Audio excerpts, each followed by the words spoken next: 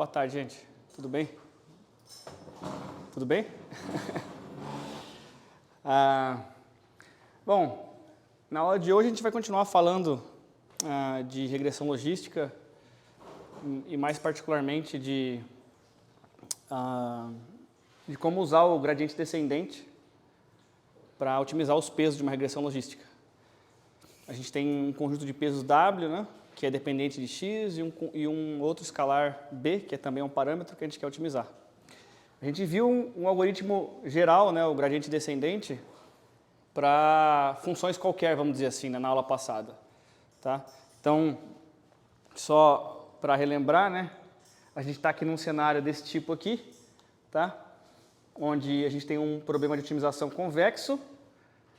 A gente inicializa o nosso peso em um determinado ponto aqui dessa função e a gente quer caminhar para o ponto de mínimo global ali o mais rápido possível, né? Sendo que a gente vai usar o vetor gradiente, então, para alcançar essa direção, né? Que é a direção originalmente de crescimento mais rápido, né? Mas como a gente vai subtrair do gradiente, a gente vai pegar a mesma direção do gradiente, mas sentidos opostos, né? No sentido oposto. Então, a gente vai caminhar para a direção que decresce mais rápido a partir de um determinado ponto. A gente tem aqui a fórmula, né, teórica do gradiente descendente, mas a gente não discutiu como que isso aqui é implementado num contexto de aprendizado. O que eu quero dizer com isso? A gente tem um conjunto de dados, não é isso? A gente não falou ainda desse conjunto de dados aqui nesse contexto de gradiente descendente. E a gente precisa minimizar o nosso erro num conjunto de treinamento. E depois a gente vai querer generalizar, né, esse erro para um conjunto de teste. Então a ideia de hoje é discutir como a gente usar essa ideia de gradiente descendente para otimizar os pesos de uma regressão logística usando a função entropia cruzada binária, que tem essa cara aqui convexa. Tá? Então o nosso cenário visualmente é esse aqui. Tá bom? Alguma dúvida ou comentário antes que a gente comece? Não, beleza então. Eu queria só relembrar matematicamente, né? A gente tem uma hipótese h de x aqui, que aqui está eu deixei ela aqui explicitamente escrita no formato da sigmoide, tá? Que é 1 sobre 1 mais e elevado a menos e, onde z, por sua vez, é a combinação linear dos pesos com as entradas. Tá? E a nossa função de perda está aqui escrita também, a gente vai precisar dessas formulazinhas aqui, porque a ideia de hoje é a gente começar a implementar uma função, uma regressão logística em NumPy. Tá? NumPy é uma biblioteca em Python para computação científica, talvez seja a mais padrão de todas, né? Levanta a mão quem já mexeu com NumPy antes, por favor. Entre aspas, quase um pouco, assim, pelo menos já escreveu import NumPy lá uma vez e usou alguma coisa, né? Tá. Então, a ideia, né, dos projetos práticos é vocês ficarem um pouco mais habilidosos com o NumPy e entenderem um pouco mais do poder dessa biblioteca. Tá? A gente vai ver algumas coisas agora, mas eu gostaria que vocês, ao longo aí do curso, né, vocês praticassem bastante isso, porque é de fato uma biblioteca muito poderosa, não só para aprendizado de máquina, tá? Mas para a computação científica como um todo. Bom, vamos seguir aqui então. Tá. Então, a primeira coisa que a gente vai fazer é importar as bibliotecas que a gente vai usar, né? Vou importar a NumPy, tá? E vou importar também a Matplotlib, que é a biblioteca padrão para plotar PyPlot. Sei lá, vamos pegar aqui PLT. Matplotlib.pyplot, né, a gente vai ter as funcionalidades para plotar gráficos em Python. Tá? Então, vamos rodar aqui essa célula e espero que... conectando, inicializando, rodou, isso, foi. Tá. Então, a primeira coisa que a gente vai fazer aqui, vou chamar de, na verdade, etapa 0, que é falar um pouco sobre vetorização.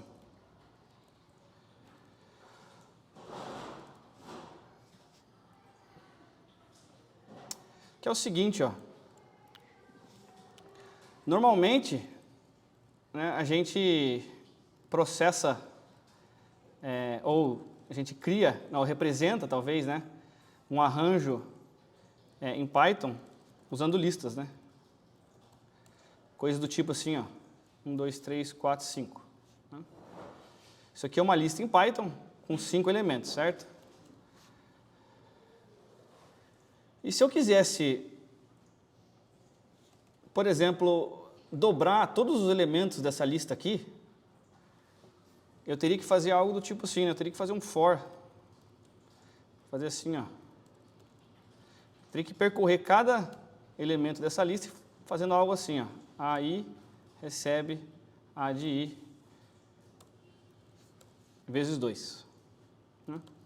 Aí se eu imprimisse A agora, eu teria que ver 2, 4, 6, 8, 10, né?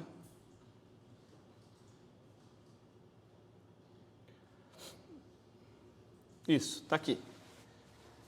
Então, qual que é o problema aqui? Bom, não tem nenhum problema, né? A questão é que isso aqui em particular, ó, esse for aqui, ele é meio lento, né? A gente tem que percorrer cada elemento e aplicar a mesma operação neles de forma individual, certo? O que o NumPy nos traz? O NumPy ele tem a capacidade de fazer essa operação aqui em tempo constante. Em tempo O de 1, vamos dizer assim. Então, como é que a gente escreveria assim, por exemplo, em NumPy, as operações são vetoriais. Vetoriais. Portanto, podem ser executadas em tempo constante. Por exemplo, a gente poderia criar um novo arranjo A aqui, ó, usando agora NumPy, e essa é a sintaxe, né, np.array, e a gente vai passar aqui a lista Python como parâmetro. A gente quer que o NumPy crie para a gente, então, um arranjo agora vetorizado. Tá? Então, se a gente imprimir o A aqui, a gente vai até notar que a impressão é um pouquinho diferente. Aqui, né? A gente está comparando aqui o A de cima com o último A aqui, eles são iguais, mas notem que aqui até essa impressão não tem a vírgula, né? Porque essa é a impressão padrão do NumPy.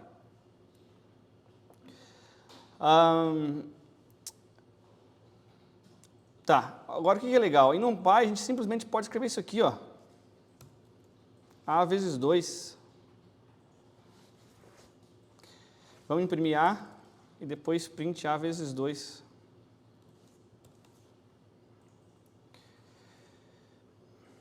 A gente vai ter o mesmo resultado. Só que essa operação aqui, ela foi feita de uma só vez, em paralelo, para cada elemento do arranjo. Tá? E isso sem utilizar a GPU, tá? E o que se usa internamente aqui é o seguinte, os processadores hoje em dia eles têm instruções chamadas SIMD, S-I-M-D. Essas instruções, SIMD significa Single Instruction Multiple alguma coisa. Que tipo, uma única instrução, vários resultados, basicamente assim. Então você consegue de fato fazer computação vetorial mesmo na CPU. Então o NumPy tira proveito dessas coisas, tá? E aí, de fato, essas operações são muito mais rápidas com o NumPy. Então, em geral, a gente consegue fazer operações vetoriais como se a gente estivesse fazendo operações escalares. De uma maneira geral mesmo, para todas as propriedades, multiplicação, soma de vetores, soma de vetor com escalar, multiplicação de vetor com matriz. Claro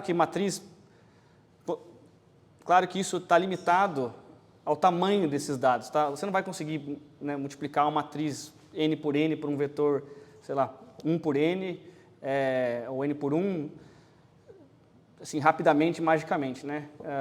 Tudo vai estar limitado ao quanto que essas instruções conseguem processar de fato, né? O tamanho dos dados que elas conseguem processar. Mas o NumPy em si já nos dá um ganho gigantesco com relação às implementações usando for. Tá? E vetorização, quando a gente lê essa palavra vetorização, ela basicamente se remete a isso aí. Essa ideia de fazer operações diretamente em vetores, ao invés de usar loops para processar a mesma coisa. Tá? Bom, então aqui vamos ver um outro exemplo que é mais interessante ainda, é que quando a gente começa a trabalhar com arranjos bidimensionais ou matrizes, a gente tem coisas mais legais que a gente pode fazer, né? Por exemplo, aqui, a gente pegar aqui, sei lá, em arranjos, escrever aqui, arranjos bidimensionais, vetorização é ainda mais poderoso. Por exemplo, vamos criar uma matriz A agora, ó. NP Array. Aqui eu vou criar uma matriz com 3 linhas e 3 colunas. 1, 2, 3, 4, 5, 6, 7, 8, 9. Se eu mandar imprimir A agora, vamos fazer o seguinte, gente, vamos separar essas coisas em células diferentes, para ficar mais fácil.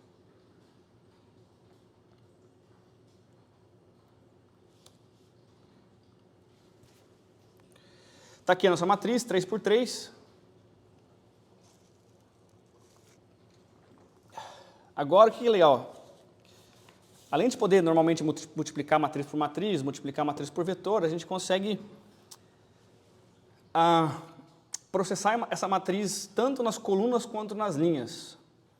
O que eu quero dizer com isso? Imagine que eu quero calcular a média por linha dessa matriz. O que eu poderia fazer? Eu poderia fazer o seguinte, ó.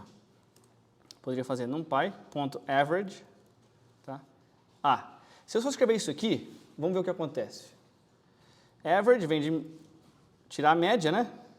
Mas se eu tirar a média de uma matriz A, desse jeito aqui, o que acontece? Vamos ver. Ela me retorna 5. Porque 5 aqui é a soma de 1, mais 2, mais 3, mais 4, mais 5, é a soma de todos os elementos aqui, sequencialmente, dividido por 9. Provavelmente, né? Bom, confiram, é isso mesmo. Por isso deu um escalar aqui. Mas, para quase todas as operações de NumPy, você consegue passar o parâmetro axis, que é o eixo que você quer que aquela operação aconteça. Então, por exemplo, se eu colocar o eixo 0 agora, perdão, eu estou colocando o argumento no print, eu tenho que colocar o argumento dentro da operação average. Se eu colocar agora aqui, desse jeito, com o axis dentro aqui do average, vamos ver o que acontece. Agora eu tenho, olha, um vetor como resultado. E cada elemento desse vetor resultante aqui é a média. Ó, nesse caso, 4 seria 7 mais 4, né? Mais 1. Então aqui, 8, 12. 12 dividido por 3, 4. Certo? A mesma coisa aqui, 5, 6. Então eu pego a média, agora eu estou fazendo essa operação de média nas linhas. E x0 é linha, x1 é coluna. Tá, então, se eu quiser fazer essa mesma operação na coluna agora, eu passo x1. Ó. E agora eu tenho as médias da coluna. Ou seja, 2 aqui é 1 mais 2 mais 3, dividido por 5, 6, né? 3, 4, 5, 6, dividido por 3, perdão, né? Tá certo. 6 dividido por 3 dá 2. Aí aqui, essa soma dividido por 3 e essa soma aqui dividido por 3 tem que dar 8. Ficou claro? Tá. Legal, isso aqui são princípios básicos de NumPy, tá? Você pode trocar essa operação, por exemplo, average por outra coisa que você queira, e aí vocês vão ter que investigar, né, ao longo da disciplina e ao longo do trabalho de vocês mesmo, quais operações que a NumPy já implementa. Por exemplo, você pode ter simplesmente a soma, né, desses elementos da mesma maneira. Aqui, por exemplo, a soma das linhas, ó, 1 mais 2 mais 3 dá 6, 4 mais 5 mais 6 dá 15. Enfim, você pode ficar brincando e usando outras operações, tanto na linha quanto na coluna. Tá bom?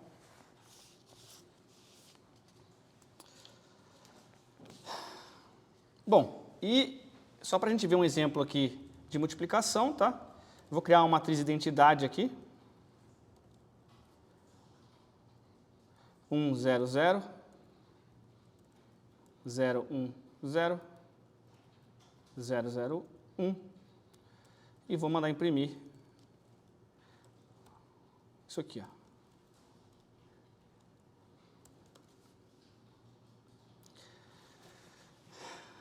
A notação dot aqui, ela, a função dot, além dela fazer produto escalar, ela multiplica a matriz também, tá?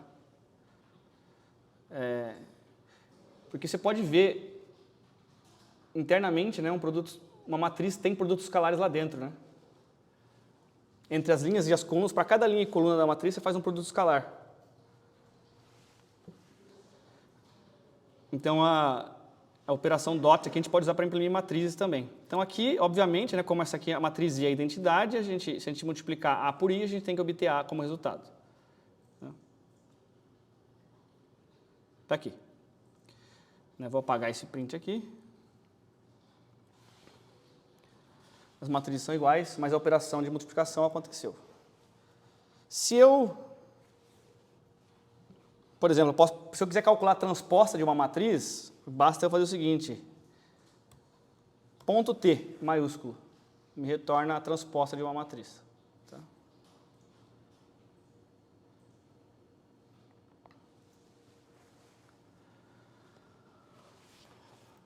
Se eu quiser fazer a transposta de A, está aqui. Bom, isso aqui, gente, é só para um aquecimento, para a gente entender mais ou menos das funcionalidades de NumPy. Certo? Uma outra coisa importante é que a gente vai usar muito aqui nas implementações é a propriedade shape, que é o formato. Formato de um arranjo NumPy. Nesse caso, o formato aqui em inglês vai ser shape, tá? A gente sempre pode acessar o shape ou o formato de um arranjo assim, ó, com a propriedade shape. A.shape tem que retornar 3x3. Está aqui. Tá. Então, se for um vetor 3x1, vai retornar 3x1, enfim. Se for um tensor, vai ter mais de duas dimensões. Esse shape aqui vai ser 3x3x1, por exemplo. E assim por diante. Bom, a gente não tem muito tempo aqui, então eu quero continuar, pelo menos até a gente implementar a regressão logística, pelo menos. Então, eu vou criar aqui mais um campo de texto. Agora, eu vou chamar de etapa 1. Opa. Etapa 1 seria, sei lá, eu quero gerar um conjunto de dados linearmente separável. Tá?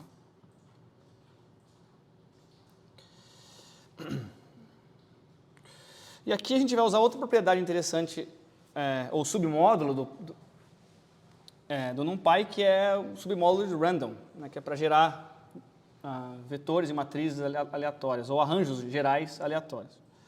Tá? Então, o que eu quero fazer? Eu quero gerar uma matriz X, tá? Que vão ser os meus exemplos do conjunto de dados. Como é que eu vou fazer isso? np.random.normal. Esse normal aqui é da distribuição normal, tá? Então, a gente vai precisar de uma média, min. Eu vou assumir uma média 7 e um desvio padrão, standard deviation aqui, 3, tá? E aí, eu vou passar os seguintes parâmetros, ó. LOC, que vem de localization, que é a localização do centro dessa distribuição, tá? Então, vai ser a média, no caso, o centro ou média. Aí, o segundo argumento é o scale, que vai ser o nosso desvio padrão. E depois disso, eu quero o número de dimensões. Tá? Vamos criar só um exemplo, x. Tá? O seguinte, vamos criar um exemplo x aqui. Ó. E eu quero que esse exemplo x represente para mim, por exemplo, notas de alunos. Então, vamos supor que numa disciplina o aluno tem 2 notas, só prova 1, prova 2, e eu quero saber se a média desse aluno foi maior que 7, tá? Para descobrir se ele passou ou não. Então, vamos pensar no problema de classificação, onde passar na disciplina significa rótulo 1, não passar rótulo 0. Tá? E as características desse problema são as notas das provas, P1 e P2. Tá? Então, dado P1 e P2, eu quero classificar se esse aluno vai passar ou não. Tá? É claro que a gente já sabe a regra, né? A regra é basicamente ser maior que 7, mas é um problema é um toy problem aqui, né? A gente está inventando um problema sintético só para a gente estudar aqui regressão logística, tá? Vamos ver o que x retorna? Retorna um erro. Deixa eu ver o que eu fiz de errado aqui.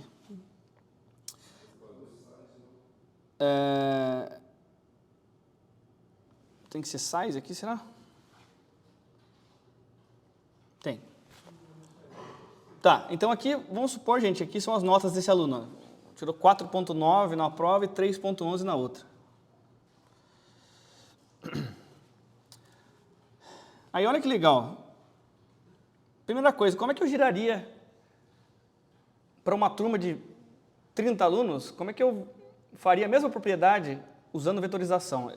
Eu não quero, por exemplo, fazer um for aqui, ó, for i in range de len de, vamos supor que n é o número de alunos. Número de alunos igual a 30. Tá. Se eu fosse fazer isso, eu poderia fazer isso aqui, ó, né? Poderia colocar aqui fazer uma lista, notas, aí fazer assim, né? Notas ponto append x.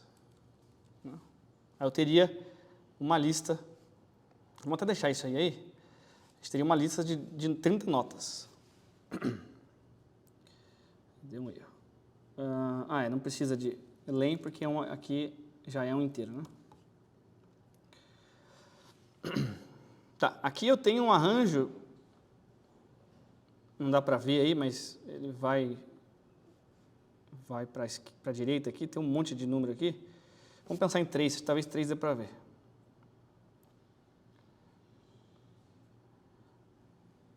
Isso, tem um aqui, ó, array 1, 2, 3, tá? Tem 3 notas. Só que eu não quero esse loop aqui, na verdade eu nem preciso desse loop aqui, porque a gente pode usar a vetorização para isso. Tá? Como é que eu faria isso, usando o NumPy? Eu faria o seguinte, ó, x maiúsculo, porque agora é uma matriz, tá? Simplesmente faria isso aqui, ó, size igual a 2 n alunos. Como é que a gente lê isso aqui? Eu quero gerar um arranjo bidimensional aleatório com 2 linhas e n underscore alunos colunas. Aleatório usando uma distribuição normal com média min e desvio padrão STD. Então, se eu imprimir x agora, vai ser vamos ver o que acontece. Está aqui, ó. Mas está errado, né? A gente quer o contrário, na verdade. A gente quer número de linhas igual ao número de alunos. E para cada aluno eu tenho 2 características, que são a P1 e a P2. Então, eu tenho uma tabelinha aqui, né? Para cada linha representa um aluno e cada coluna representa a nota de uma prova. Aí tem um problema aqui, né, que está passando de 10 aqui. Se a gente quiser, por exemplo, limitar isso aqui, a gente pode usar a função clip. Onde o primeiro argumento é o arranjo que a gente quer limitar e depois a gente tem os limites inferior e superior. Por exemplo, 0 e 10, assim, ó. Agora eu estou limitando os valores desse arranjo x aqui entre 0 e 10, só para ficar mais realista o problema. Tá?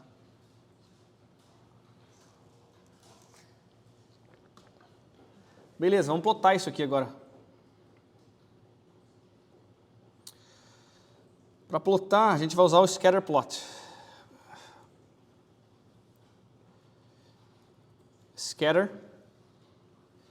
Aí, qual que é a primeira dimensão? O scatter plot é aqueles plots de pontinhos, né? Como a gente vem usando aqui na disciplina, nos slides. E o eixo x do meu scatter plot vai ser a P1, o eixo y vai ser a P2, tá? x0 e x1. E o rótulo, as cores, vai ser meu y, que eu não tenho ainda, eu esqueci de criar. Eu preciso de vamos botar isso aqui sem nenhum rótulo, vamos botar direto assim.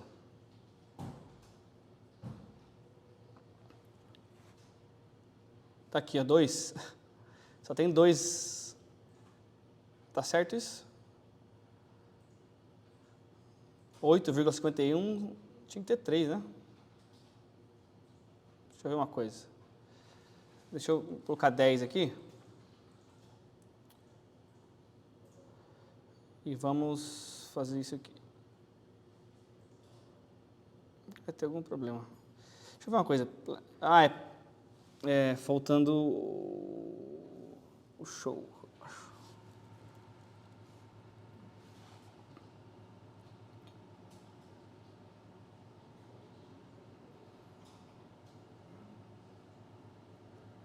Vai ter algum problema aqui, deixa eu ver. Ah, tá. Vou ter que fazer ao contrário aqui, gente, mesmo. Ou então, ali, fazer o contrário aqui, ó, eu acho.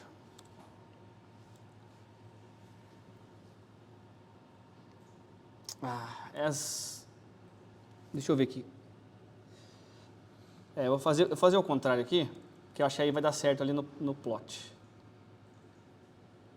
Isso aqui. Aí aqui, eu acredito que vai dar certo agora, por causa das dimensões aqui do plot. Aí, deu certo. 1, 2, 3, 4, 5, 6, 7, 8, 9, 10, tá certo. E aí as notas vão de 0 até 10, de 0 até 10. Agora o problema é que a gente não vê as cores aqui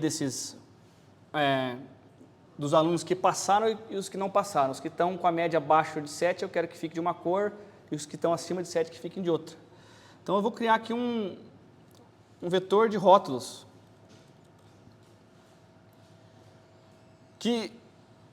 Bom, normalmente eu criaria assim, né? Eu assumiria, por exemplo, y igual a 0, eu faria assim, if x0 mais x de 1 maior que 7, né? Aí eu faria o seguinte, notas e classes, faria assim, né? Aí, opa, já tô com C++ na cabeça aqui já. Se isso aqui for maior que 7, né, passou, aí o aluno passou, então eu faria assim, classes, ponto append 1, ou y, fazer assim mesmo, else, fazer maior ou igual que 7, else classes 0. Isso aqui seria o jeito tradicional de fazer isso aqui. O aluno passou, o aluno não passou. Aí aqui a gente teria print notas e classes.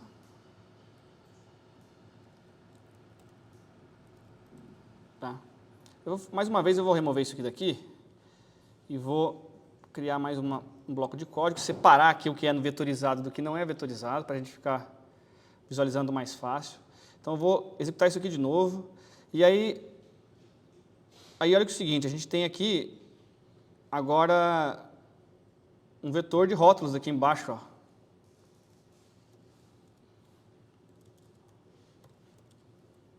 Y e X.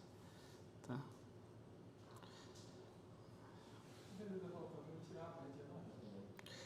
Tá faltando, né? Tem que dividir isso aqui por 2. Boa, senão ia dar sempre 1 mesmo. Aí, agora sim. Então aqui, aí ó, 0 significa que esse aluno passou, aí não passou, não passou, passou e assim sucessivamente. Aí eu quero fazer a mesma coisa vetorizada agora. E aí o que dá para fazer é o seguinte, ó. A gente vai ter que tirar, lembra que a gente viu aquele comando average? A gente vai ter que usar a média, calcular a média das notas para cada aluno e verificar se essa média é maior que 7, né? Então a gente pode escrever isso aqui assim, ó. Lembra, tirar a média de x no eixo 0, tá? Eu quero verificar se isso aqui é maior que a média. Então eu consigo fazer tudo isso aqui, ó, numa linha só. Eu tiro a média usando aqui, média por linha, tá? No x0 por linha. E o resultado, que vai ser um vetor, né? Vai ser um vetor de médias. Aí, olha que legal, eu consigo vetorizar operadores relacionais também. Isso aqui vai me retornar um vetor de booleanos. Quer ver, ó? Vamos imprimir x e y agora.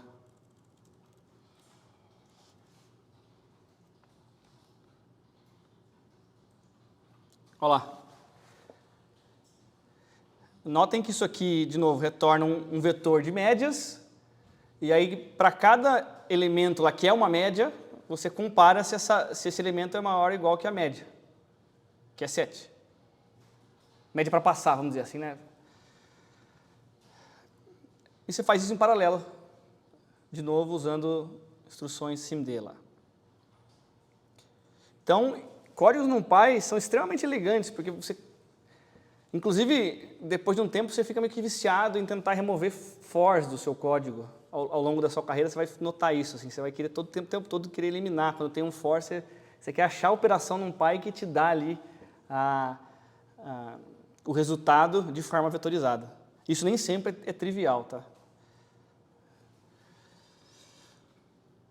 Bom, agora é o seguinte, para transformar esses booleanos aqui em valores 0 e 1, eu vou simplesmente fazer um hack aqui, que é somar com 0, tá? Que aí, se somar com 0, eu vou fazer um cast aqui para float.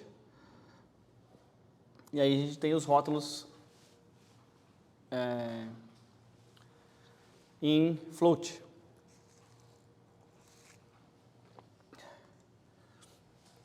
Gente, se eu me esquecer, me interrompam daqui 10 minutos, tá? Para a gente configurar aqui as máquinas e começar o teste. Bom, vamos rodar isso aqui agora. Agora a gente tem aqui o x e o y, né? Então eu vou passar aqui no plot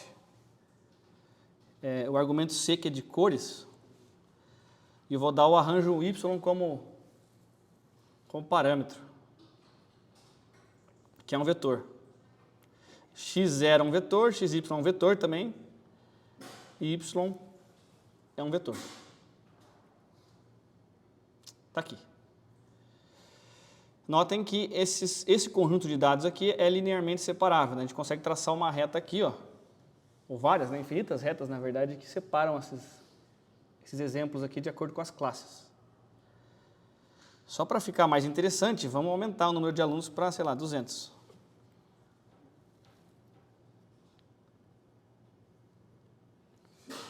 Aí vai ficar aqui, né, as médias.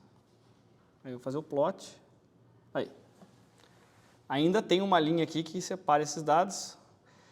Tem alguns pontos uns casos de borda aqui que parece que não dá, mas dá. A questão é que as bolinhas estão meio grossas assim tal, e se você pegar o centro delas ali, vai dar para separar. E se elas caírem exatamente na linha, aí você decide o que você quer fazer. Joga uma moeda lá e coloca ela para um lado ou para o outro. Geralmente, quando é aluno, você joga, você passa. Né?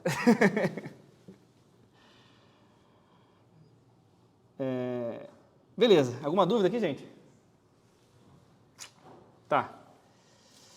Deixa eu ver qual que era a minha próxima ideia aqui. Tá, agora a próxima ideia para fechar então aqui, em 10 minutos, não, em 5, a gente vai parar às 15h55, 57 ali.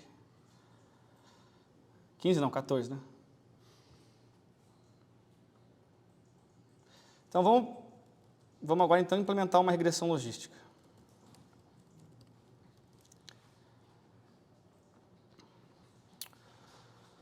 Bom, qual que é a hipótese da regressão logística, né?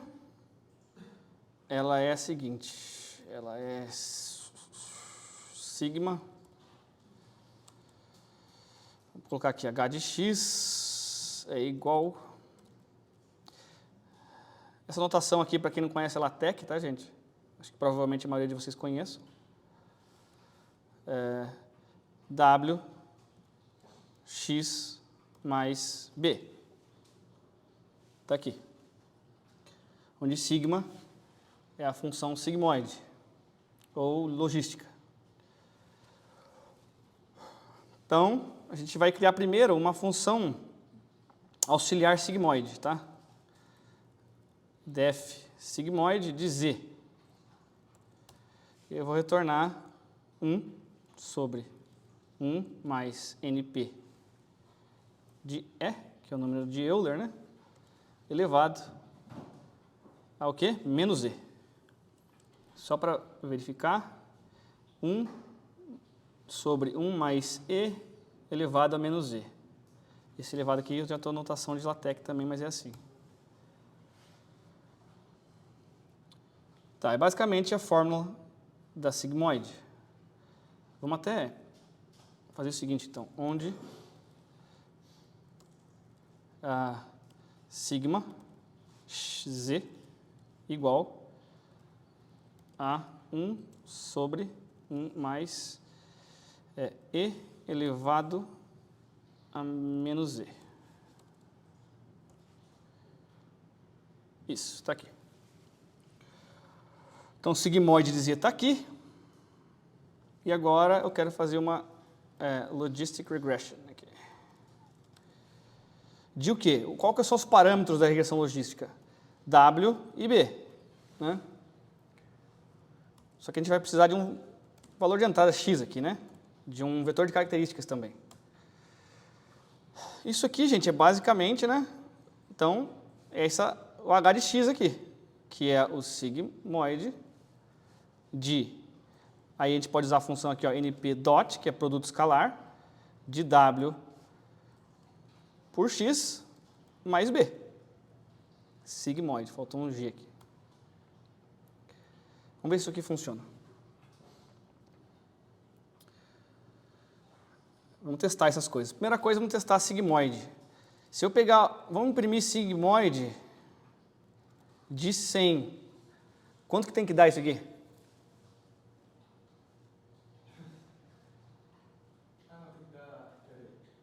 Um valor bem alto para sigmoide tem que retornar o quê?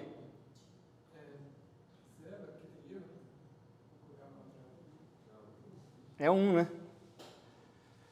Lembra o shape ali da sigmoide, né?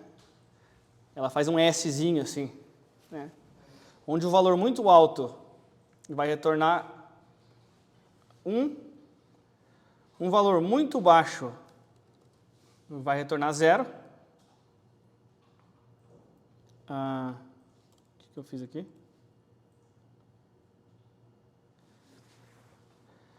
O valor muito baixo vai retornar, isso aqui é quase 0, né? Elevado a menos 44 aqui.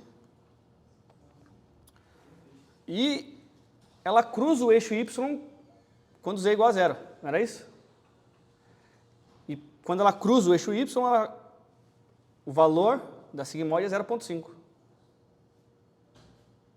Certo? Vocês lembram lá que ela cruza o eixo y bem no ponto 0,5 ali. Tá? Então tá certo a nossa sigmoide. E agora vamos testar a nossa regressão logística. Se eu inicializar aqui, deixa eu pegar aqui para ficar mais rápido, inicializar aqui um vetor de pesos, por exemplo, W aqui, ó, np.random.range, agora esse range aqui vai usar uma distribuição uniforme, tá? Eu quero um vetor de pesos, tá? Eu quero um vetor de pesos com 2 dimensões.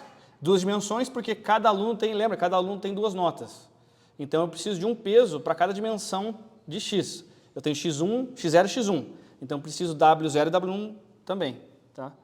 Então, se eu imprimir W aqui, eu tenho um vetor aleatório, tá, de pesos. Se eu quiser fazer um B aqui agora, B igual a 1, por exemplo, ou 2, tá? B é um outro peso, só que é um escalar agora. Então, se eu imprimir aqui PW, B, ou fazer separado aqui, print W e print B, eu tenho agora meu vetor de pesos W e meu peso bias aqui, B, ou viés, igual a 2. Agora eu posso fazer o seguinte, eu posso fazer print de logistic regression, aí eu passo x, eu vou pegar um x do nosso conjunto de dados. Bom, vamos ver se vai funcionar isso aqui, xwb.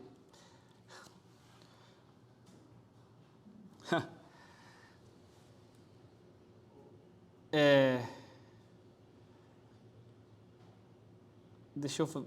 Quantos a gente tinha? Vamos pegar 10 só aqui. Vamos voltar para 10. Número de alunos para 10.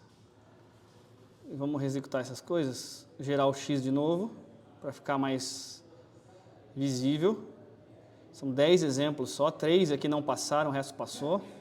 7 passaram, né? Aqui não precisa mudar, mas vamos rodar. E aqui eu tenho um vetor de pesos com 2 dimensões. E olhem que legal, gente. Eu calculei a minha regressão logística para cada exemplo do meu conjunto de dados numa tacada só. X é uma matriz representando, para cada coluna dessa matriz aqui, eu tenho um aluno. Tá? E aí quando eu chamo a regressão logística de X, passando a matriz IWB, ele me retorna um vetor com as previsões para cada aluno. Então, olha, todos os valores aqui estão muito altos, provavelmente por causa aqui da combinação de pesos aleatória que eu gerei aqui. Mas como que a gente interpreta isso aqui? Esse elemento aqui é a probabilidade do aluno I igual a 0 passar na disciplina. Esse aqui é a probabilidade do aluno I igual a 1, I igual a 2, I igual a 3 até I igual a 9. Então, eu consigo calcular a minha regressão logística numa tacada só.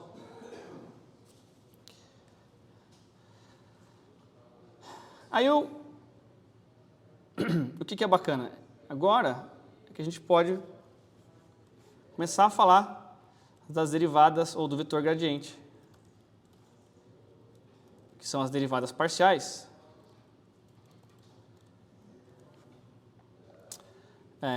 Da função de perda, entropia cruzada binária em relação, relação aos pesos W e B. E isso aqui, gente, vai ser o seguinte, ó. Eu queria escrever isso aqui em matemática, mas... Professor, esses números altos aí não seria uma questão de normalização, não? Porque testei outras coisas que continuam super alto. Eu mudei o bias e a série. se você mudar o bias para 0... Menos 5. Aqui, ó. A gente vai ver isso acontecendo... Bom, isso tem a ver com tem a ver como a gente inicializou o vetor de X, ou a matriz X e o vetor W, tá? Num problema real, a gente vai ver isso acontecendo, a gente vai ver os pesos... Primeiro que a gente vai inicializar os pesos com 0. Depois, nesse caso da regressão logística, como é convexo, tanto faz. Mas a gente normalmente inicializa com 0. Mas vamos seguir aqui, porque falta pouco tempo, que eu queria falar o seguinte, eu queria falar aqui das derivadas, ó, que é o seguinte, frac de partial L W. Deixa eu ver se vai funcionar isso aqui. Isso aqui é texto, né? Eu estou colocando...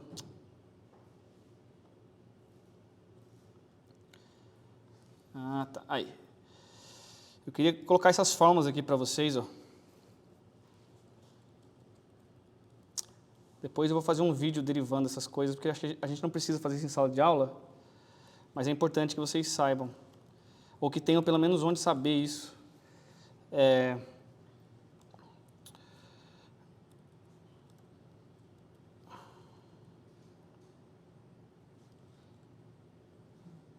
Nossa, o que eu fiz aqui? Isso aqui é só W. Aí.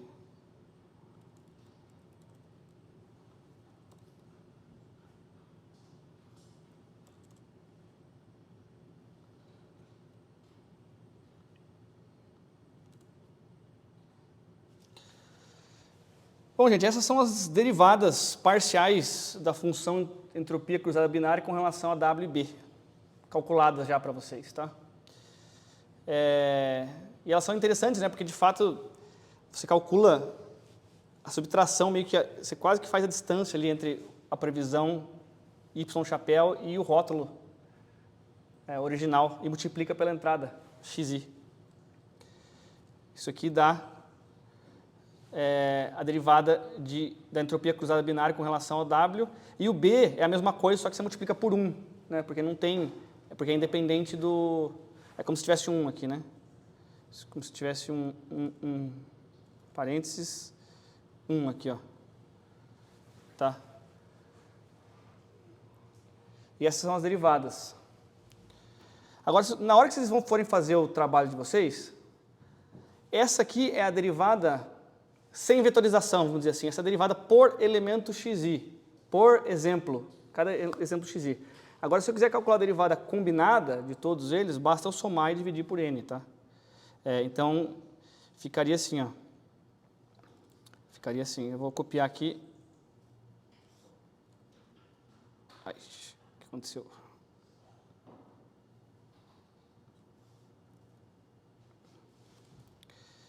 Só para eu não errar aqui, vai ficar...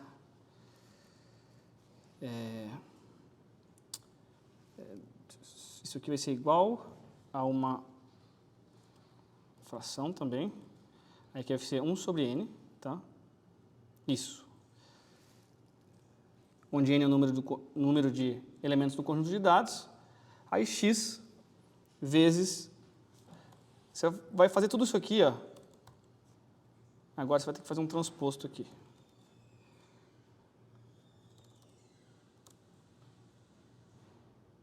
Aí. E aqui é similar, a gente vai fazer igual. 1 sobre n. Aí a gente vai fazer a somatória agora. De i indo para 1 até n. Isso. Disso aqui.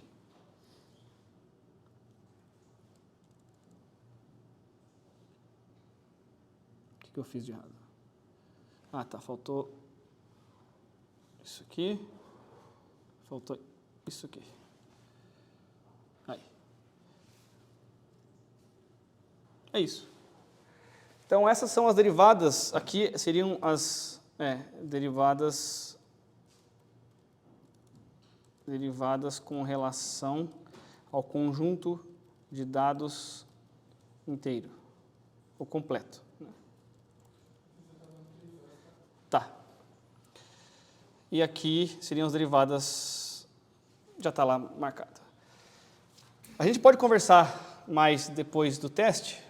Tá, então a gente estava falando então dos gradientes da função de erro entropia binária cruzada em relação aos pesos W e B, né, de uma regressão logística. E aí aqui a gente tem duas formalizações. Formalização, por exemplo, para cada exemplo xi, a derivada parcial então de W com relação ao WI, respectivo àquele xi, vai ser exatamente essa fórmula aqui, né? E a derivada parcial de L com relação a B para um exemplo específico é esse aqui, tá? A gente pode até eliminar esse 1 daqui. Eu só fiz ele para ilustrar mesmo, tá? E depois eu comentei que a gente, na verdade, pode vetorizar, né, o cálculo do vetor gradiente. Lembra que o vetor gradiente é o vetor com todas as parciais, né? Isso aqui calcula só uma parcial, né? Na verdade, calcula a parcial para um exemplo. Então, eu vou dar uma formulação intermediária aqui, tá? Que é as derivadas, que é o vetor gradiente, ou seja, todas as derivadas parciais sem vetorização. Tá? A gente vai fazer sem vetorização aqui e depois, no trabalho, vocês vão fazer com vetorização. Vou copiar isso aqui para cá, para ficar mais rápido. O que eu quero é o seguinte, eu quero as derivadas com relação ao conjunto de dados completo X sem vetorização e aqui vai ficar com vetorização. Aqui, ó, a gente vai ter que escrever um for, certo? Já que não tem vetorização. Então a gente vai fazer uma soma, tá? Indo de 1 até n de y i linha, de y chapéu i menos yi multiplicado por xi. Tá? Então agora a gente vai somar tudo isso aqui, todas, né, as derivadas parciais individuais, e vai dividir isso aqui por n. Então a formalização, tá certo? Isso aqui soma de i, isso. A gente pode até escrever assim, i indo de 1 até n, né? Então formalmente a derivada ou o vetor gradiente completo é esse aqui. Eu quero insistir nisso aqui, gente. Eu não queria deixar isso aqui, essa formalização sem discutir ela profundamente, porque o gradiente descendente, para ele funcionar na sua versão, né, mais básica, não mais básica, mas na sua versão original, vamos dizer assim, você tem que calcular o gradiente com relação ao conjunto de dados inteiro, tá? Então você vai calcular o seu erro no conjunto de dados inteiro. Tá? É muito comum, um erro muito comum, na verdade, quando a gente quer fazer isso aqui, fazer o gradiente descendente, a gente fazer a derivada parcial para um exemplo só. E isso, na verdade, não é bem um erro, porque existe uma versão do gradiente descendente, chamada de gradiente descendente estocástico, que você calcula as parciais com relação a um exemplo só, ou um subconjunto de exemplos, que a gente vai chamar no futuro de mini-batch. Mas originalmente e formalmente, né, para a gente encontrar o mínimo global, a gente tem que calcular o erro no conjunto de dados inteiro. Tá? A gente só não vai fazer isso quando a gente não consegue fazer. E por que a gente não vai conseguir fazer no futuro? Porque o nosso conjunto de dados vão se tornar cada vez maiores. Tá? Então, eventualmente, a gente não vai conseguir compactar o nosso conjunto de dados todo numa matriz. Entendeu? Por exemplo, quando a gente começar a trabalhar com imagens, se tiver conjuntos de milhões de imagens, fatalmente a gente não vai conseguir compactar tudo isso numa matriz e fazer toda a otimização de uma vez. Então a gente vai ter que fazer ela por partes. E a formalização desse gradiente descendente em partes ou em subconjuntos do conjunto de dados é chamada de gradiente descendente estocástico. Tá? E a gente vai ver por que esse nome estocástico, tá? Porque ele vai navegar na função de erro, nem sempre na direção de menor decrescimento. Eu vou cometer alguns erros, vamos dizer assim. Por não calcular o erro total, ele vai sair um pouco da rota. Então pode ser que ele demore um pouco mais para convergir. Tá? Mas é o único jeito. Né? Num cenário de grandes volumes de dados, é o único jeito que a gente tem. Então, a gente vai ver isso mais para frente. Mas não confundam, tá?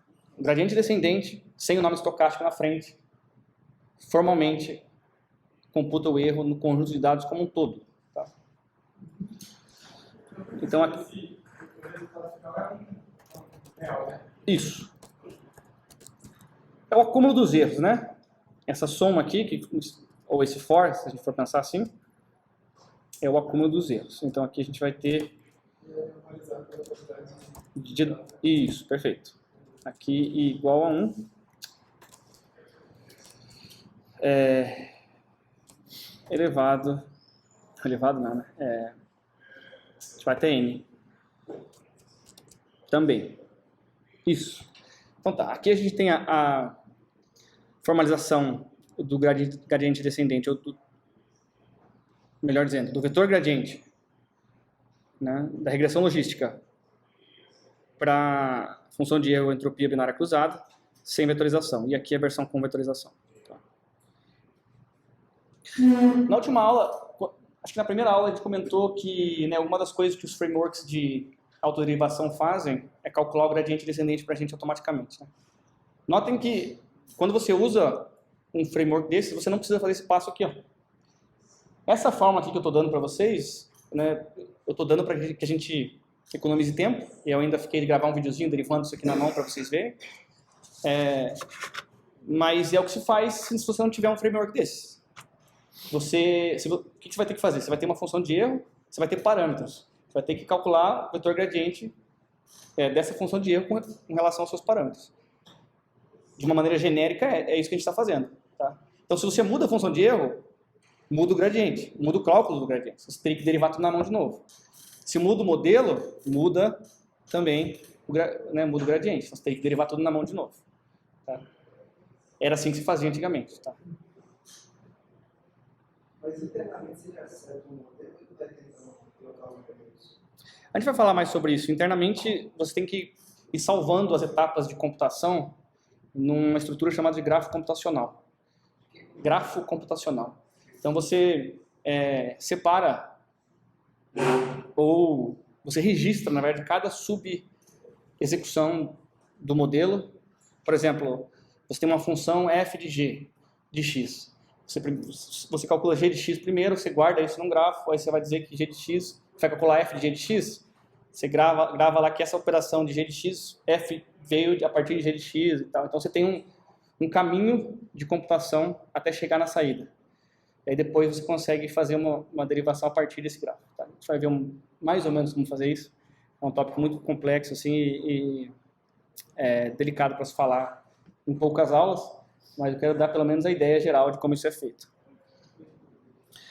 Bom, tá aqui. Então, por que eu fiz isso? Porque eu queria implementar isso aqui com vocês em sala de aula, para que vocês possam implementar isso aqui depois.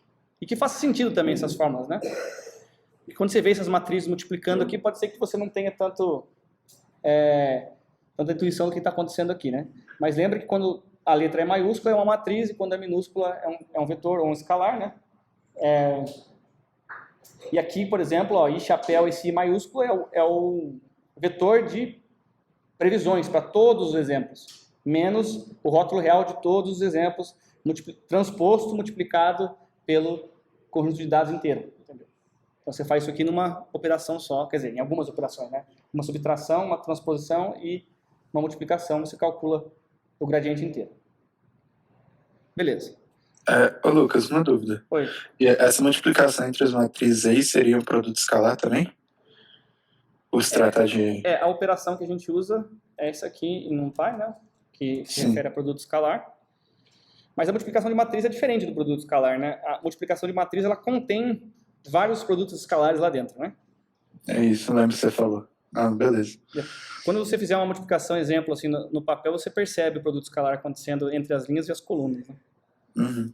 Como x e y só tem uma coluna, aí acaba sendo escalado. Isso que faz outras coisas.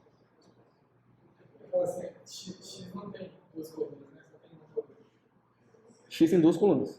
Você tem nota 1 e nota 2, né? X1 e X2. Na verdade é o seguinte, aqui X já está transposto também. Então aqui lembra que a gente tem, na verdade, uma matriz, ó.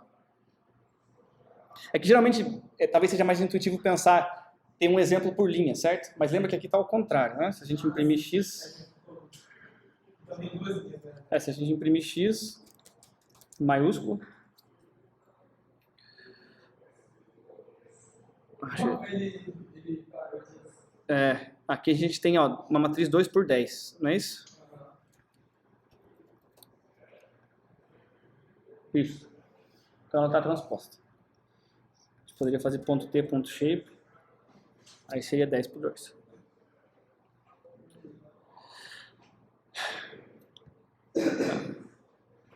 Quando vocês forem programar o trabalho de vocês, e assim, em geral trabalhando com NumPy e programando redes neurais, é muito comum você se perder com os formatos. Então essa técnica de debug, de print de shape, assim, você vai fazer o tempo todo, né? Inclusive, Lucas, eu tenho outra pergunta sobre a questão do shape. No trabalho lá tem uma parte que você fala sobre a função de NumPy, que é o reshape, né? Uhum. Você pode explicar um pouco mais sobre essa função? Porque no trabalho, assim, eu cheguei a usar ela, mas eu fiquei um pouco sem entender ainda como ela funciona. Tá, vamos fazer isso mais pro final da aula, porque Pode ser. tem bastante coisa para cobrir aqui ainda, tá bom? Beleza. Então tá, vamos continuar aqui. que é o seguinte. Agora a gente fez... Tá, a gente formalizou os gradientes, mas a gente vai criar então uma função. Em geral a gente costuma programar assim, tá? A gente cria uma função chamada gradients, né, que vai calcular os gradientes para a gente. E aí nesse caso aqui, eu vou passar 3 parâmetros, o conjunto de dados inteiro x, o vetor de rótulos reais e o vetor de previsões. Tá? Aí, tá, a primeira coisa que eu vou fazer é pegar o número de exemplos, que é o shape x.shape.1, né? Lembra que a gente acabou de ver aqui que a matriz, matriz de exemplos está transposta, então o número de alunos está na coluna. Tá? Então esse 1 aqui, coluna. Tá, vamos seguir mais rápido então aqui. A gente vai inicializar os gradientes assim, ó. Geralmente a gente escreve assim, dw, tá? Que é a derivada parcial com relação a w, da função de custo que a gente está usando aqui, que vai ficar implícita, que é a entropia cruzada binária. Então, dw db, tá? 0, 0. Então, inicializei com 0, porque a gente vai fazer a versão não vetorizada, né? Por isso, a gente vai usar um loop aqui, ó, indo de 0 até n, tá? Aí, aqui, eu quero acessar o xi, o yi, que é o rótulo do iésimo exemplo. Aqui eu tenho o vetor de características, né, do iésimo exemplo, e eu quero pegar também a previsão do iésimo exemplo a partir desses parâmetros aqui. Tá? Então, a primeira coisa que é interessante aqui é o seguinte, a gente vai ver uma notação nova em NumPy aqui, que é o seguinte. Lembra que a matriz X, os valores que eu quero pegar estão na coluna, né, certo? Então, se eu quiser extrair uma única coluna de NumPy inteira, por exemplo, eu tenho uma matriz 3 por 5, eu quero extrair a terceira coluna dessa matriz, o que eu faço? Faço o seguinte, ó, 2 pontos, vírgula, tá? A coluna da matriz que eu quero. Então aqui eu quero a coluna I. Tá? Aí aqui, isso aqui para mim é um vetor, então eu posso acessar assim, né? Que eu posso acessar o iésimo elemento do vetor mesmo, e a mesma coisa aqui, tá? Então isso aqui tem que ser o seguinte, a gente tem que ter aqui tem que ter um vetor xi, tem que ser um vetor de características com 2 notas. Y tem que ser o rótulo real, tem que ser um escalar, tem que ser ou 0 ou 1. E aqui tem que ser um valor entre 0 e 1. Tá? O I hat I tem que ser um valor entre 0 e 1, que é uma previsão da regressão logística. Vamos rodar isso aqui então para ver o que acontece. Tá. Deixa eu criar uma célula de teste. E a gente tem que obter algumas previsões, né? Então vamos criar aqui um iHat. Lembrando que a gente tem a função regressão logística que já funciona de forma vetorizada. Então eu vou simplesmente copiar essa saída aqui, ó, essa execução quer dizer que isso aqui já vai me dar o iHat. Então eu vou imprimir aqui as previsões de uma regressão logística aleatória.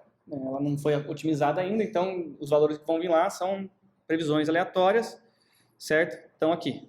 E todas elas, tem uma aqui que está na dúvida aqui, né? O resto está seriam previsões comuns. Certo. Então agora a gente tem todos os parâmetros para chamar a função de gradientes, que vai retornar para a gente o dw, o db, né, que são as derivadas parciais com relação a w e b, gradients, né, passando x, y e y hat. Lembrando que o x e y a gente já tem, porque eles foram gerados lá para a gente. Eu vou até imprimir aqui, ó, x, y. Primeira coisa, antes de rodar, vamos só ver como estão essas coisas aqui. Ó, o nosso x, ele tem... Como é que a gente interpreta essa matriz x, gente? esse elemento aqui, você vai ler junto com esse aqui, ó. Né? Esse aqui seria a nota 1 do aluno, ou a nota 1 do aluno 0 e a nota 2 do aluno 0. Né? Então você vai ler em colunas aqui, ó. Certo? Então agora a gente pode calcular os gradientes. Não retornei nada, tá certo. Bom, eu só quero ver esse debug primeiro, na verdade. Então eu nem vou tentar receber nada. Deu algum erro aqui. Foi. Int 1 is out of bounds for x is 0. Deixa eu ver uma coisa. Vamos ver qual que é a dimensionalidade disso aqui. Eu já tenho aqui impresso, né? Aqui. Deixa eu só imprimir o i-hat. Tá aqui o erro, ó. Esse y-hat ele tem uma dimensão a mais aqui, ó, externa. Certo? Isso aqui é um resultado da vetorização mesmo. Tá? Tá vendo que os rótulos reais ele é um vetor mesmo, né? E na verdade o shape aqui é 1 por n, né? Isso aqui vai causar erro. Tá vendo? O shape de baixo das previsões tem uma dimensão a mais externa. Então a gente vai fazer um truque aqui que é bom que a gente vê, ó, que é o squeeze. Squeeze vem de apertar, né? Então squeeze ele remove uma dimensão externa de um vetor ou de um arranjo, né, no geral. Então o que vai acontecer aqui como efeito é que a gente vai remover essa dimensão aqui, ó. E aí a gente vai ter o que a gente quer. Perfeito.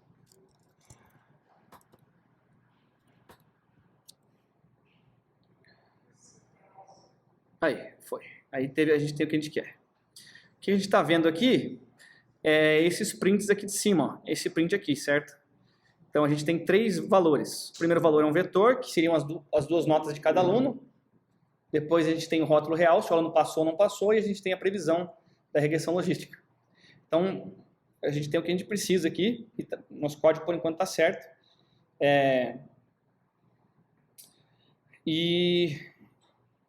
Então a gente pode prosseguir aqui no cálculo dos gradientes, tá?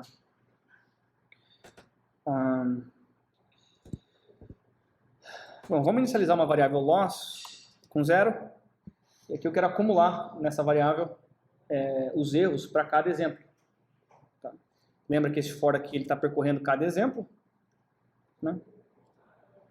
Então, basicamente, o que eu estou fazendo, esse for aqui é esse somatório aqui, né? Que vai de I1 até N, no caso 0 até N-1, mas tudo bem. Agora, o que a gente precisa fazer é calcular e acumular os erros, né? Qual que é a função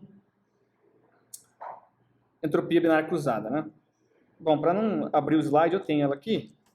Ela é Izinho de I, tá? Vezes NP log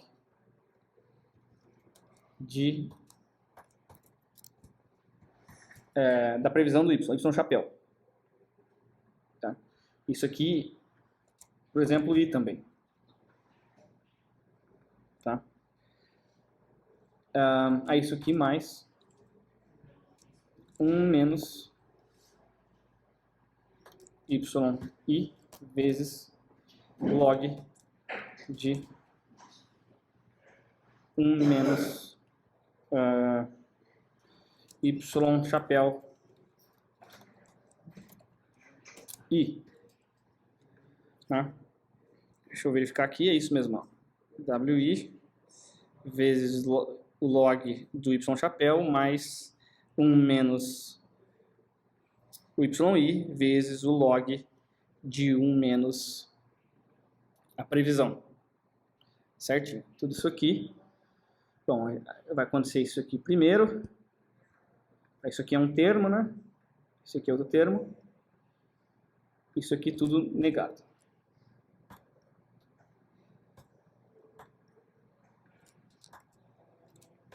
Então, agora a gente pode fazer loss mais igual a isso aqui.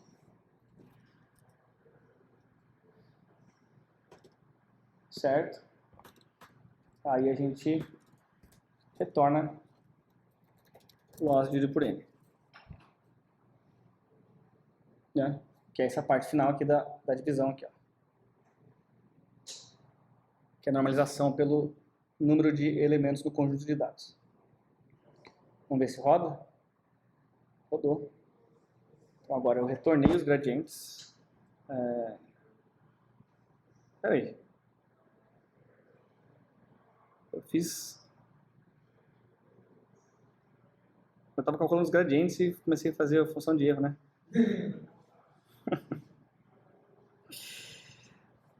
Isso aqui na verdade então é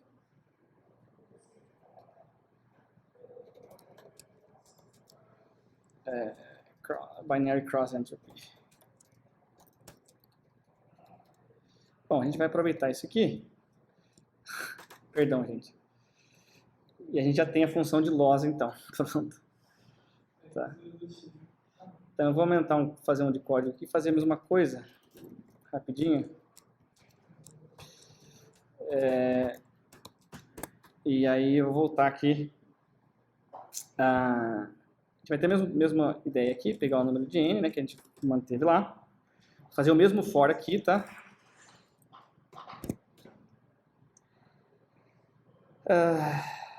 E aí, tá, aqui a gente vai inicializar os gradientes dwdb igual a 00.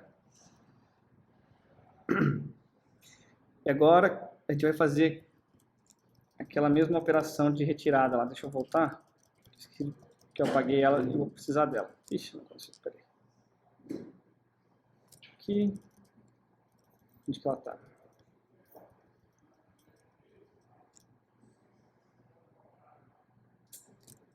Tá aqui, ó. Isso. Vou acessar os elementos separadamente, igual na função de perda. E aqui eu vou atualizar agora. Atualizar os pesos. Não. Atualizar ou acumular os gradientes por exemplo, para cada exemplo, ou em relação a cada exemplo,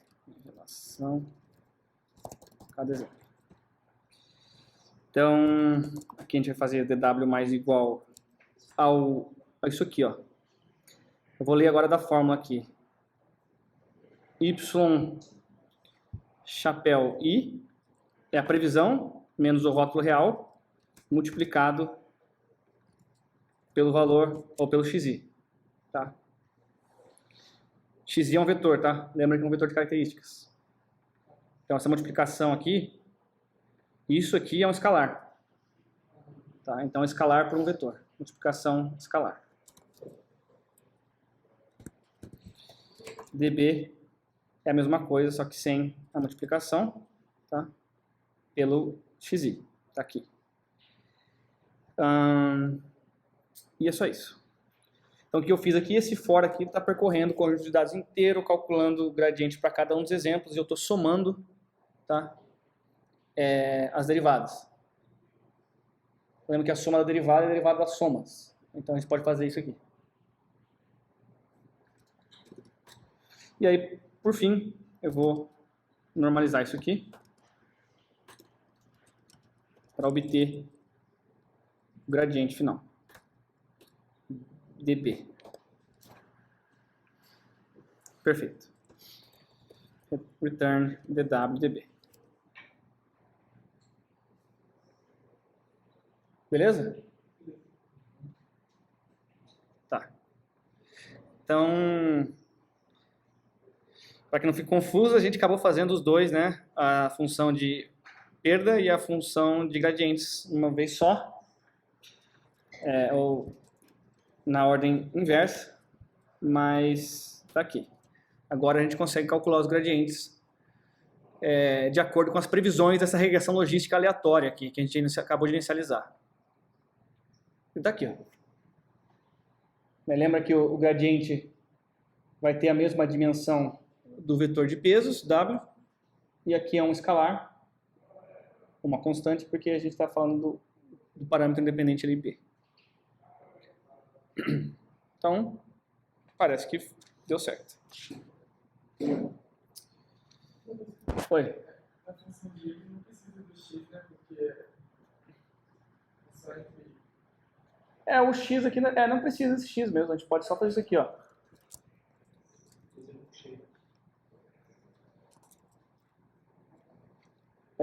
E usar o zero aqui. E aí até fica mais elegante assim, né?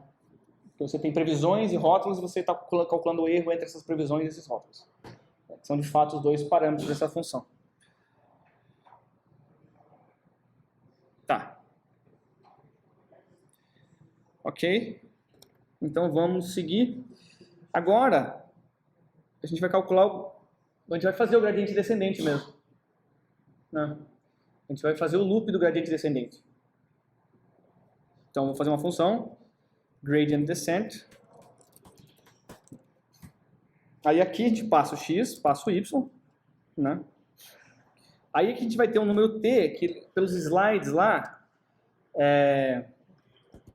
deixa eu até abrir aqui, deixa eu ver se eu consigo. Talvez fique melhor.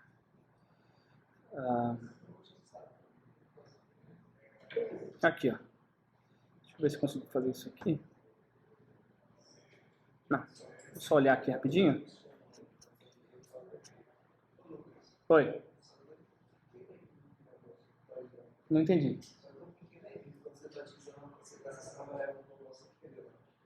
Beleza, já olho lá. Então é o seguinte, aqui, não sei se a gente vai conseguir ver, mas a gente tinha definido aqui um limite, aqui, ó, um número de iterações T maiúsculo, né, que é o número de vezes que a gente vai executar isso aqui, ó, essa atualização. Né? A gente tem que definir esse parâmetro aqui também. Tá? Além do alfa, é isso mesmo.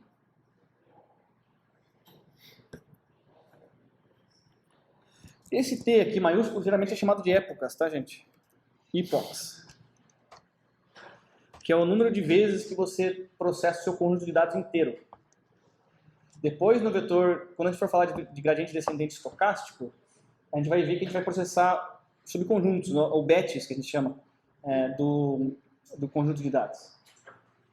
E aí uma época só acaba quando você passa uma vez completa, quando você processa todos esses subconjuntos, completando uma volta, vamos dizer assim, no conjunto de dados. Então isso é uma época, é uma passada inteira no conjunto de dados. Vamos colocar um valor fixo aqui, padrão, tipo 1000. Tá? E aí a gente vai ter uma learning rate, que é o alpha, que é a taxa de aprendizado. Vou colocar um valor pequeno aqui, 0.01.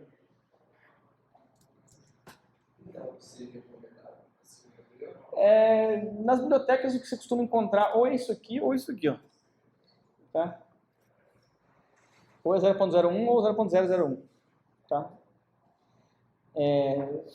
Na literatura isso varia muito, assim, quando você vai ler artigo científico, você vê que sempre vai ter reportado lá a taxa de aprendizado, mas tem de tudo, assim, e geralmente esse número nunca é justificado, assim, tipo, eu usei 0.005, aí às vezes tem um scheduler, um negócio que fica alterando isso aí ao longo do tempo, faz uma curva assim, sobe e desce, ou então ela vai diminuindo ao longo do tempo.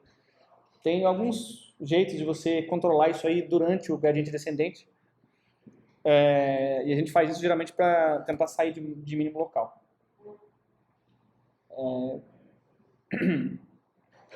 Mas é muito difícil, depende muito dos dados, isso aqui é empírico. Você tem que analisar os seus dados, olhar para a quantidade de dados, como que eles estão distribuídos, e experimentar mesmo. Você pode fazer uma busca aqui para tentar encontrar um valor que otimiza o resultado, enfim. Tá. Então, a primeira coisa que eu quero fazer aqui, para ficar mais genérico, é pegar o valor de D, que seria a dimensão do nosso problema, que é o número de dimensões do meu vetor de características. Tá? A gente chama isso de D lá nos slides, dimensionalidade, tá? Que é o número de linhas, né? Da minha matriz X. Eu tenho 2 notas para cada aluno, isso aqui tem que ser 2, tá?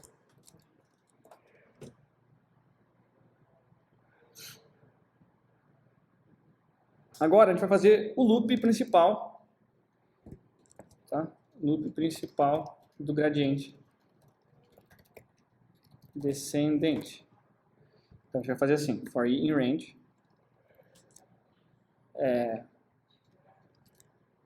do número de épocas. Então a gente vai de 0 até número de épocas menos 1. E a gente vai atualizar o vetor de pesos, que a gente não inicializou. Então a gente tem que fazer aqui, ó, inicializar os pesos W e B. Como que inicializa o W, gente? Alguém me ajuda aqui. Qual que é a dimensão de W? É D. D, não é isso?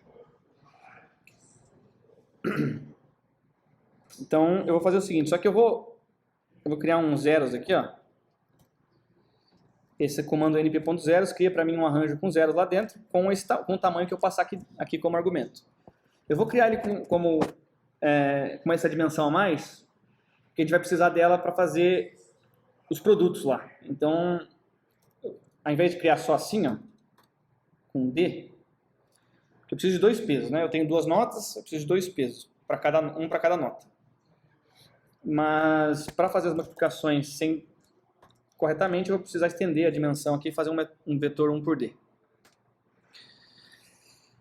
E o bias vai ser começado com 0 mesmo. Pode ser só 0 assim.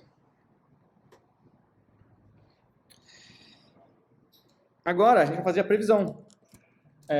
Previsão com a regressão logística. Que é o quê? Que é o nosso y-hat. Aí a gente tem logistic regression, que são os argumentos, vamos lá. É essa linha aqui basicamente, ó.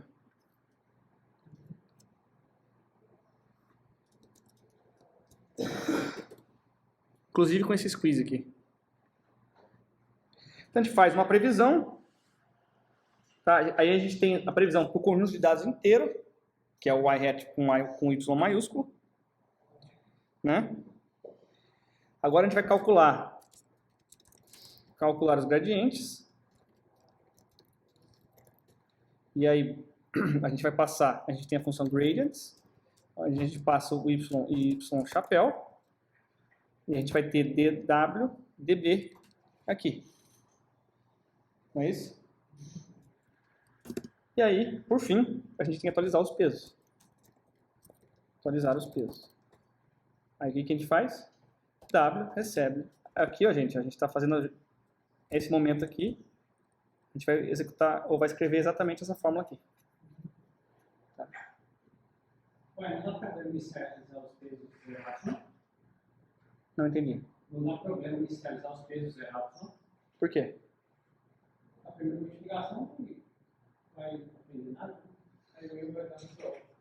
Vamos olhar aqui, ó. Lembra que a gente está subtraindo aqui, tá? Esse W aqui é subtraído. Você fala isso aqui? Não é sim, não esqueça. Eu posso ser serem paralelos.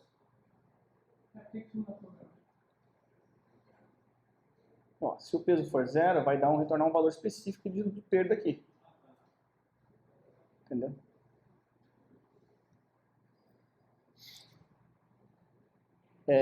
Aí W, e aqui a gente tem learning rate vezes dW. E a mesma coisa para B.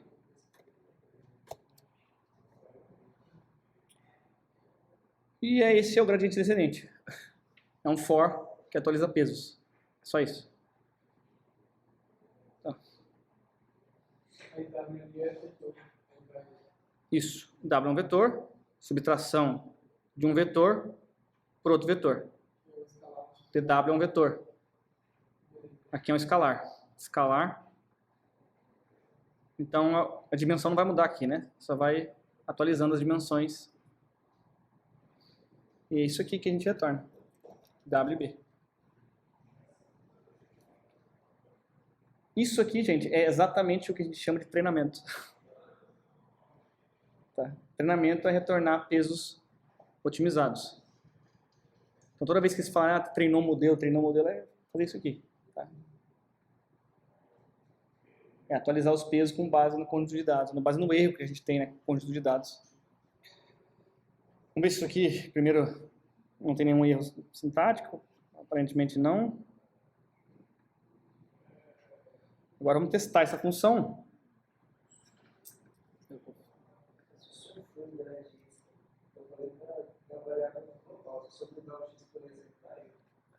Aqui, né?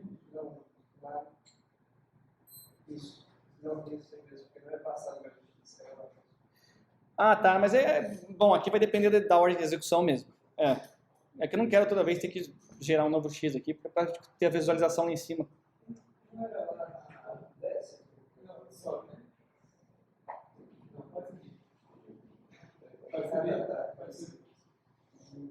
Mais uma. Não, não estava. Ah, tinha um lugar que não estava passando o X, é isso? Então, não, aqui. Ah, pode ser. Negativo.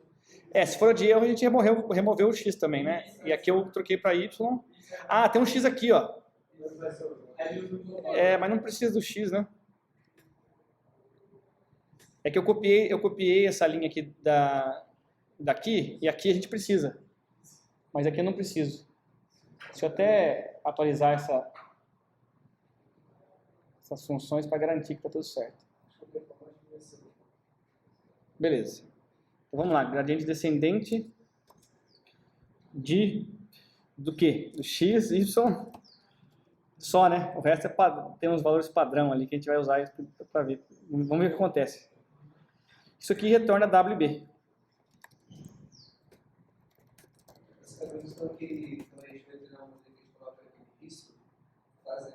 O history? Você está falando do que? De TensorFlow? Acho que você pensou, quando a gente estava fazendo IA, o Júlio passou para a gente que a gente simplesmente pegava a entrada, se a gente só jogava um bicho para fazer o treinamento, passava a quantidade de épocas e a taxa de aprendizado. Não, aí vai depender da biblioteca que vocês estavam usando lá. Se era o PyTorch. Ele tem uma função chamada fit, que aí é exatamente isso aqui. O fit é o ajuste, né? Que aí seria isso aqui. Ó. Exatamente isso. Até deixar assim, se vocês quiserem.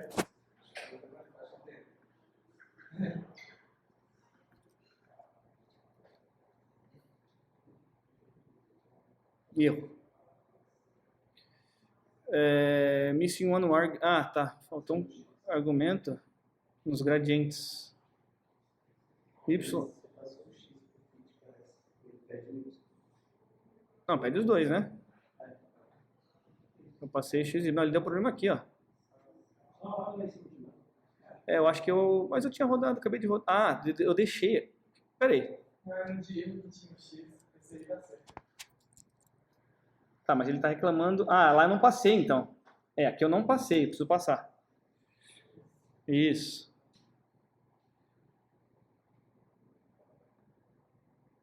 Aí. Tá. E aí, né? Aí agora a gente tem pesos aqui, que teoricamente é o que a gente precisa. A partir de agora, com isso aqui, a gente consegue fazer previsões aí de dados de alunos que a gente não conhece, de novos alunos, entendeu? Basta eu chamar essa mesma função aqui, ó. Agora, a partir de agora, quando eu chamo essa função passando W e B, que foram treinados, agora eu espero que minha função regressão logística seja mais inteligente, né? E acerte mais do que R. Como é que a gente testa essas coisas? Bom, aproveitar que a gente já fez aquela função de perda, a gente cria um histórico de erros, tá? A gente vai ver como que o erro vai abaixar conforme a gente treina o nosso modelo, tá? Ou em relação ao número de épocas. Então, para cada época, como a gente processou o conjunto de dados inteiro, né, a nossa perda necessariamente tem que ser monotônica. No gradiente estocástico, no gradiente descendente estocástico não é verdade. Como a gente atualiza os pesos não olhando para o conjunto de dados inteiro, vai acontecer, a gente vai ver isso acontecer, é que a função essa função, esse histórico de erro, ele não vai sempre diminuir. Ele vai diminuir, assintoticamente ele vai diminuir, mas ele vai ter, não vai ser monotônico. Tá. Vamos pelo menos ver isso aqui então.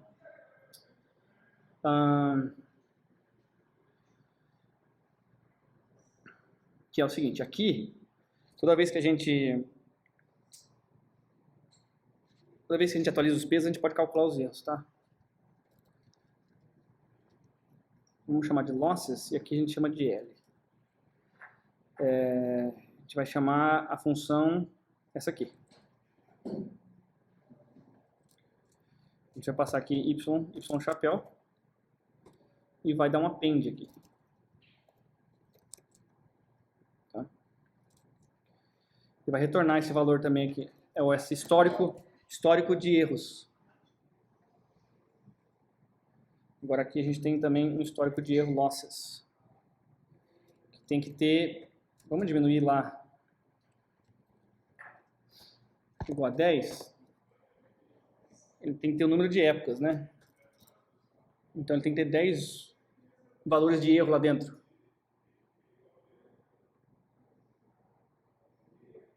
Olha que interessante, ó. 69, 58, 52, 48, tá baixando, né? 46, 44, 44, 43, 42. Bom, parece que tá funcionando, né? Acho que a gente consegue rapidinho printar isso, plotar isso aqui. Assim, ó, a gente pode fazer plt.plot das losses, tá? E aí plt. Acho que é só show, né?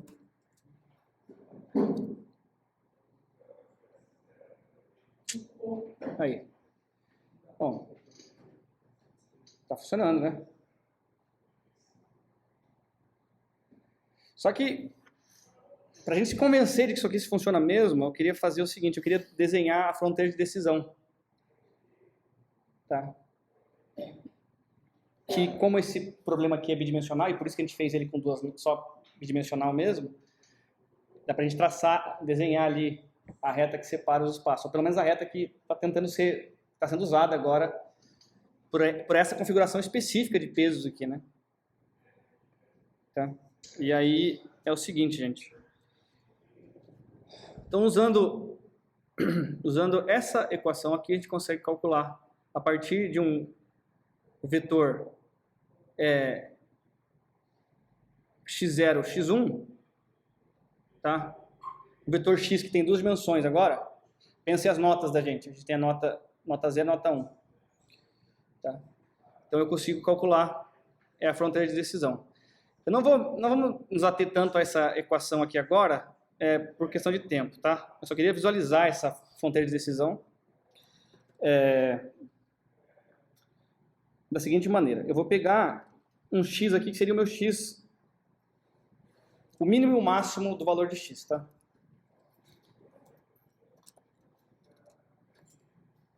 Que é 0 e 10. Então, pegando os extremos aqui do meu domínio. E aí eu vou calcular essa equação aqui. Vou chamar de y, tá? Porque é a relação a esse x aqui. Aí isso vai dar x. Eu tô x1 aqui, leia um y, tá? Eu tô aqui, ó. Acho que faltou alguma coisa.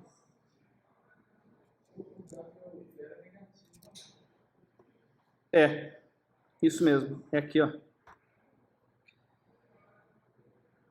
Tá. W0 mais B dividido por W1. Eu acho que é isso. Faltou algum negativo aqui pra mim, né? Aqui, ó. Deixa eu ver se tá certo isso.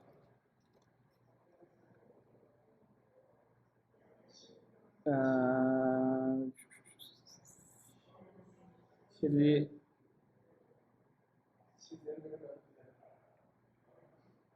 Não, esse X aí...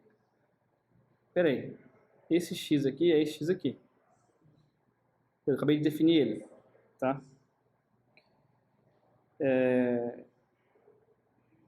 O W a gente tem. O B a gente tem. Deixa eu ver aqui se a gente tem... Como é que tá o W aqui. Tá aqui. Então W0 e W1 existem, certo? O B... Isso, ele é um vetor, é um vetor de peso, isso mesmo. Porque W00 seria W00. Ah, tá. Isso. Faltou fazer o seguinte, ó. Então, o squeeze, Vou chamar de WS, para não alterar a variável W. W.squeeze.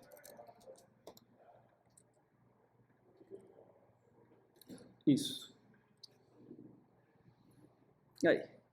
Tá. É isso que a gente precisa para visualizar a nossa fronteira de decisão. Aqui a gente tem x0, x1. Tá? Aqui eu vou desenhar os pontos novamente, igual a gente fez lá em cima. Só para a gente verificar aqui. Tá?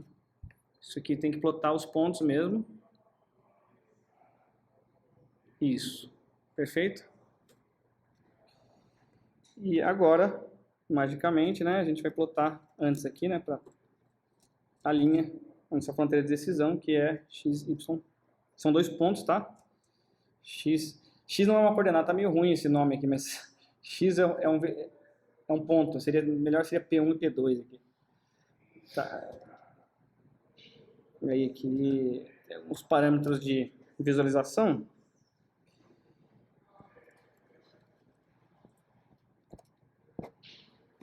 Eu quero ela tracejada. Vamos ver se vai. Desenho uma reta aqui qualquer, né? A gente não sabe. Provavelmente nosso modelo está bem ruim. Quero fazer um teste mais real. Deixa eu voltar tudo e aumentar o número de exemplos. Aqui, ó. Cadê o parâmetro? Vamos colocar 200.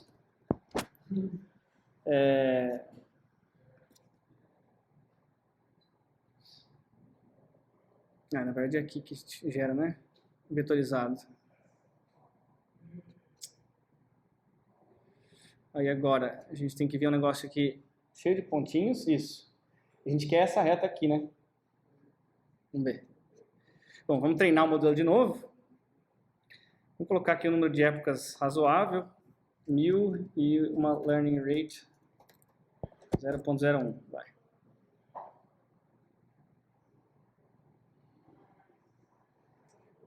Imprimiu aqui, vamos ver o gráfico de... Bom, tá baixando. Vamos ver agora o que acontece aqui. Não, tem alguma coisa... Acho que eu botei errado isso aqui, né? Deixa eu pegar o código do plot lá em cima. É igual a scatter. Será que eu usei o scatter ou usei outra coisa? A gente está mudando esse... acho que a gente está mudando alguma coisa aqui.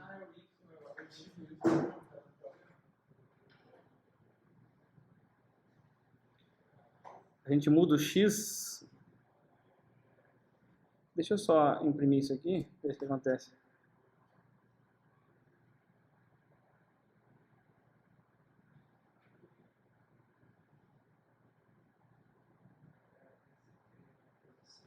E está rescalando. Ah, aqui tá certo. É a reta que parece que tá errada. Deixa eu ver. Aqui é 1 mesmo. Aqui é B. Aqui é 0. E aqui é X. E aqui é 1 menos. Certinho. Os limites aí são esses mesmos. 0 até 10. E a gente tem o WS. Deixa eu ver uma coisa aqui. Vamos fazer um teste. Vamos aumentar isso aqui para 5.000. Talvez aumentar aqui. Tá certo.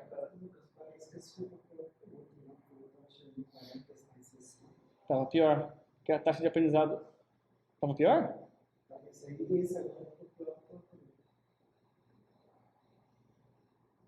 Bom, agora tem um erro baixinho aqui, né? Aê!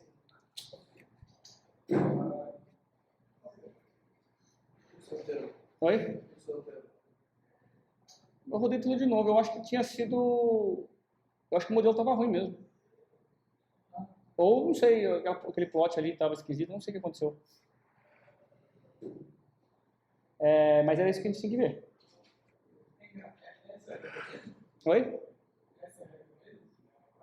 Tem alguns erros. Ela está cometendo alguns erros, né? Aqui. Eu achei que a reta passava. Não tem nada a ver. Eu achei que a reta passava no 7. Não. A fronteira de decisão é exatamente aqui. Tudo que tiver para cima aqui vai ser classificado como amarelo, tudo que tiver para baixo vai ser roxinho ali.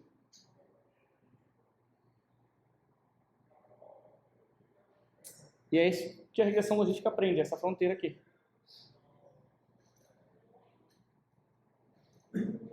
Resumo, gente, para a gente não ficar muito preso aqui.